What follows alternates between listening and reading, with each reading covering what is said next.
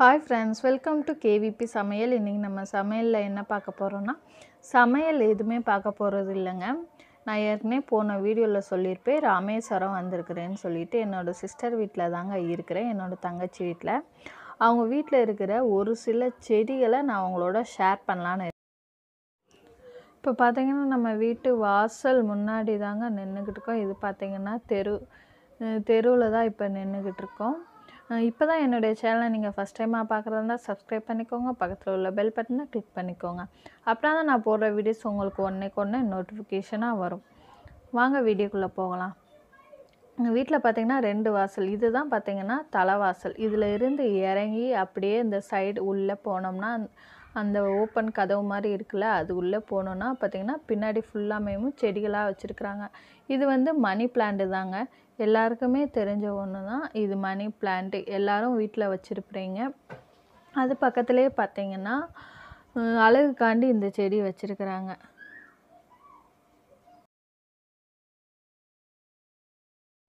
இதோட பேர் என்னன்னு சொல்லிட்டு எனக்கு தெரியல. அதுக்கடுத்து நெக்ஸ்ட்டு பார்த்திங்கன்னா வெத்தலை கொடி தாங்க. இந்த வெத்தலை கொடி பார்த்திங்கன்னா இது செடி இல்லைங்க. இதில் உள்ள ஒரு காம்பு, இந்த காம்பை மட்டும் ஒடிச்சு வச்சாலையுமே வெத்தலை கொடி வந்துருங்க. ஏன்னா வெத்தலை வந்து எல்லார் வீட்லேயும் குழந்தைங்க இருக்கிற வீட்டில் இருந்தால் ரொம்ப ரொம்ப நல்லதுங்க. குழந்தைங்களுக்கு மருத்துவ குணத்துக்கு ரொம்ப யூஸ்ஃபுல்லாக இருக்குங்க. அதுவும் போக பார்த்திங்கன்னா இந்த வெத்தலை இருந்ததுன்னா நம்ம வெள்ளி செவ்வாய் ஃப்ரைடே பூஜை பண்ணும்போது 2 இலையை ஒடிச்சு வச்சு பாக்கும் வச்சு கும்பிடும்போது நல்லாயிருக்குங்க. அடுத்து நெக்ஸ்ட்டு பார்த்திங்கன்னா வேஸ்ட்டான கிரைண்டரில் பார்த்திங்கன்னா மஞ்சள் வச்சுருக்குறாங்க. மஞ்சளும் ரொம்ப நல்லதுங்க. அதுக்கப்புறம் நெக்ஸ்ட்டு பார்த்திங்கன்னா ஜன்னலுக்கு நேரையமும் லவ் பேர்ட்ஸ் குருவியை வந்து அந்த கூட்டை வந்து கட்டி தொங்க விட்டுருக்காங்க. நான் ஃபஸ்ட்டு வரும்போது இந்த குருவிகள்லாம் அவங்க வாங்கலை, இப்போ தான் வாங்கியிருக்காங்க. இன்னும் முட்டை போட ஸ்டார்ட் பண்ணலை. குருவி பார்க்குறதுக்கு கலர்ஃபுல்லாக ரொம்ப அழகாகவும் இருக்குதுங்க.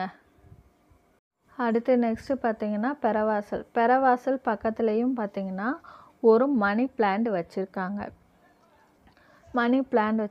அப்படியே நம்ம வந்தோன்னு பார்த்திங்கன்னா ஜாதி பிச்சியும் முல்லைப்பூவும் வச்சுருக்காங்க. இது வந்து கன்று வாங்கி தான் வச்சுருக்காங்க. இது பதியம் போட்டு வச்சாலாம் வராதுங்க. நீங்கள் இந்த பூ விற்கிறவங்கக்கிட்ட இந்த கண்ணெல்லாம் இருக்கும், நீங்கள் வாங்கி வச்சாலே இது வரும். 2மே ஒரே இடத்துல வச்சுருக்காங்க. ஒன்று போல் வளர்கிற மாதிரி பக்கத்தில் வச்சுருக்காங்க. ஸோ கொஞ்சம் தள்ளி வச்சுருந்தா ரொம்ப நல்லா இருந்திருக்கும். ஒன்றாவே இது வளர்ந்துட்டு வருதுங்க. அதே சமயத்தில் பூச்செடிகள்லாம் நம்ம உடச்சி விட்டோம்னா கீழேயே படர்ந்து வரும். நம்ம பறிக்கிறதுக்கு ஈஸியாக இருக்குங்க. இந்த சிகப்பு கலர் ரெட் கலர் சேலை மாதிரி கட்டியிருக்கிறது பார்த்திங்கன்னா எதுக்காண்டி கட்டியிருக்காங்கன்னா, முயல் வந்து 2 முயல் வச்சுருக்குறாங்க. அந்த முயலுக்காண்டி தான் கட்டி விட்ருக்காங்க. கோஸெல்லாம் போட்டு முயல் சாப்பிட்றதுக்காண்டி வச்சுருக்குறாங்க. முயல் இல்லைன்னு நினைக்காதீங்க. முயல் வந்து இப்போ குட்டி போட்டிருக்கு. அதையும் நான் உங்களுக்கு காமிக்கிறேன். அதனால தான் முயல் வந்து இப்போ இங்கே இல்லைங்க. முயல் பார்த்திங்கன்னா 6 குட்டி போட்டிருக்குதுங்க. இது வந்து சின்னோண்டு எலிக்குஞ்சி மாதிரி தாங்க இருந்துச்சு. முடியே இல்லாமல் அப்படியே எலிக்குஞ்சி அளவு தான் இருந்தது. இது வந்து 6 குட்டி போட்டிருக்கு. இன்னும் பால் குடிக்கவே ஆரம்பிக்கலை, கண்ணே திறக்கலைங்க. இது வந்து எப்படி பால் குடிக்க வைக்க போகிறாங்கன்னு தெரியல. அதுக்கப்புறம் இன்னொரு முயலை பார்த்தோங்க. அது இங்கே தான் எங்கன்னா அலைஞ்சிட்ருக்குன்னு சொன்னாங்க. ஸோ முயலை வந்து ஈஸியாக பிடிக்க முடியாது. அது பக்கத்தில் பார்த்திங்கன்னா இட்லி பூ அழகுக்காண்டி வச்சுருக்காங்க. அதுவும் கலர்ஃபுல்லாக சூப்பராக இருக்குதுங்க. அதுக்கப்புறம் இந்த பக்கம் பார்த்திங்கன்னா மல்லி இப்போ தான் வைக்க ஆரம்பிச்சிருக்காங்க.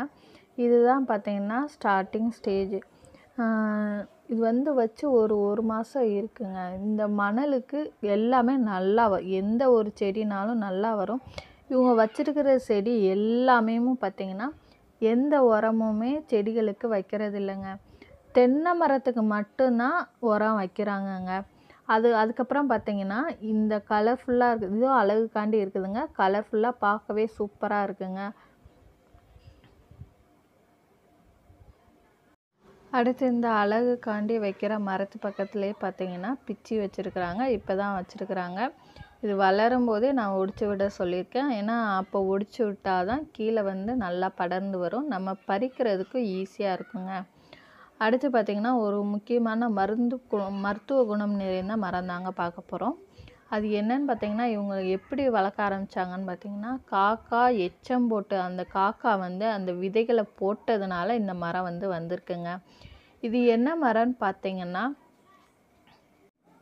நான் 2 வருஷத்துக்கு வர்றதுக்கு முன்னக்கட்டி பார்த்தீங்கன்னா, சின்ன மரமா குட்டியோண்டியா இருந்தது. 2 மரம் இருந்தது. கடைசியில இது வந்து 1 மரம் தாங்க நல்லா வளர்த்து வந்திருக்கு. இது என்னன்னு பார்த்தீங்கன்னா, நிலவேம்பு மரம் தாங்க. இது ரொம்ப மருத்துவ குணம் மிக்கது. எல்லார் வீட்லயும் இருந்தா ரொம்ப நல்லதுங்க. நம்மளுக்கு தான் ரொம்ப ரொம்ப நல்லது. இந்த நிலவேம்பு பார்த்தீங்கன்னா, எல்லாருக்குமே ரொம்ப யூஸ்ஃபுல்லாக மருத்துவ குணமும் மிகுந்த ஒரு மரமா கூட இருக்குங்க. அடுத்து வந்து நம்ம வந்து நெக்ஸ்ட்டு பார்க்க ஆரம்பிச்சிடலாங்க. நெக்ஸ்ட் வந்து பார்த்தீங்கன்னா, சப்போட்டா. இது வந்து வச்சு 2 வருஷம் ஆச்சு. இதுக்கும் இதுவரைக்கும் எந்த விதமான உரமும் வச்சதில்லைங்க. தென்னைக்கு மட்டும் தாங்க உரம் வைப்பாங்க. தென்னை ஆனால் இது வந்து இந்த மரம் வச்சு வந்து இப்போ தான் வச்சுருக்குறாங்க. வச்சு இது எத்தனை வருஷம் ஆகுதுன்னு எனக்கு தெரியல. ஆனால் இன்னொரு மரத்தில் வந்து தேங்காய் நல்லா காய்ச்சி நல்லா இருக்குங்க. பக்கத்தில் பார்த்தீங்கன்னா, வாழை மரமும் வச்சுருக்காங்க. இப்போ தான் வைக்க ஆரம்பிச்சிருக்காங்க. இந்த கூடு எதுக்குன்னு பார்த்தீங்கன்னா, கோழி அடைகிறதுக்காண்டி இந்த மாதிரி செட் பண்ணி வச்சுருக்காங்க. அதுக்கப்புறம் பக்கத்துலேயே பார்த்தீங்கன்னா, கருவேப்பிலை மரம் வச்சுருக்காங்கங்க. அது சின்ன செடியாக இருக்கும்போது ஒடிச்சு ஒடிச்சு விட்டுருந்தாங்கன்னா, கீழேயும் நல்லா படர்ந்து வந்திருக்கும். ஆனால் அது வந்து நீளமாக போயிடுச்சுங்க. அவ்வளோதாங்க. இவ்வளோ தான் செடிகள் வச்சுருக்குறாங்க. இந்த செடிகள் உங்களுக்கு பிடிச்சிருந்தா லைக் பண்ணுங்கள், ஷேர் பண்ணுங்கள். மறக்காமல் என்னுடைய சேனலுக்கு நீங்கள் சப்ஸ்கிரைப் பண்ணிக்கோங்க. Thank you friends.